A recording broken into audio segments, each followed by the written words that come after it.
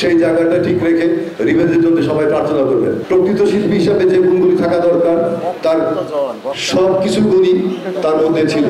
বুবলি বাংলাদেশের অহংকার, বীর মুক্তিযোদ্ধা দেওয়ান নজরুল ভাই কাছ থেকে আমার অনেক কিছু শেখার আছে, আমি শেখার চেষ্টা করি প্রতিদিনই, প্রতিনিয়ত।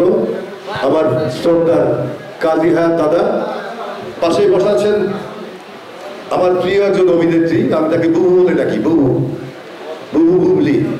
একটি ছবিতে কাজ করেছি আমরা, আমি তাকে দেখেছি কত স্বতঃস্ফূর্তভাবে কাজ করে, কত ভালোবাসা নিয়ে কাজ করে, কত শ্রদ্ধা নিয়ে কাজ করে।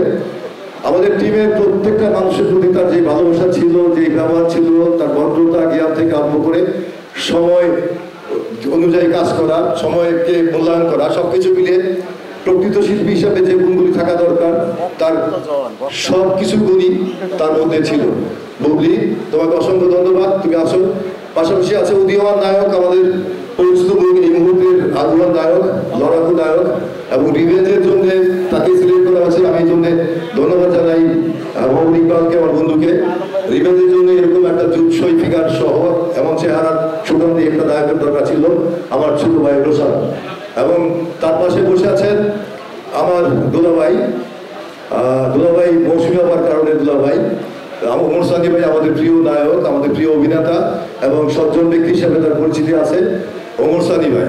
পাশাপাশি বসে আছে আমার অনেক ছবি নায়িকা, যদিও এই মুহূর্তে তাকে আমরা পর্দা দেখছি না, আমার খুব আদরের, আমার পছন্দের, আমার খুব কাছের মানুষ পলি, নায়িকা পলি। এবং তার পাশে বসে আছেন আমাদের অহংকার, বাংলাদেশের অহংকার, বীর মুক্তিযোদ্ধা দেওয়ান নজরুল ভাই, যার ছবি দেখে আমরা বড় হয়েছি, যার ছবি দেখে অনুপ্রাণিত হয়েছি এবং চলচ্চিত্র নির্মাতা হয়েছি।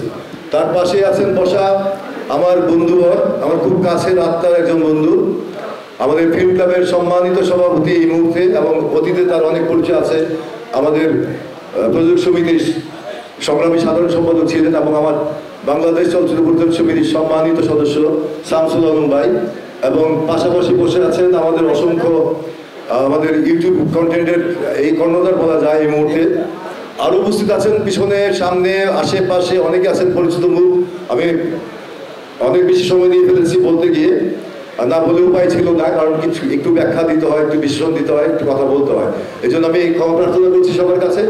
আমার পিছনে অনেকেই গুণীজন আছেন, আমার ভালোবাসার মানুষজন আছেন, চলচ্চিত্রের মানুষজন আছেন। আমি চাইবো সবার কাছে আজকে রিভেঞ্জের এই মঞ্চে হয়তো অনেকেই বক্তব্য রাখবেন এবং আমাদের ভালোবাসার যে কথাগুলি আছে, আমাদের সিনেমার প্রতি যে প্রেম আছে, আমাদের সিনেমার প্রতি যে শ্রদ্ধা আছে, সেই জায়গাটা ঠিক রেখে রিভেঞ্জের জন্য সবাই প্রার্থনা করবেন। ধন্যবাদ।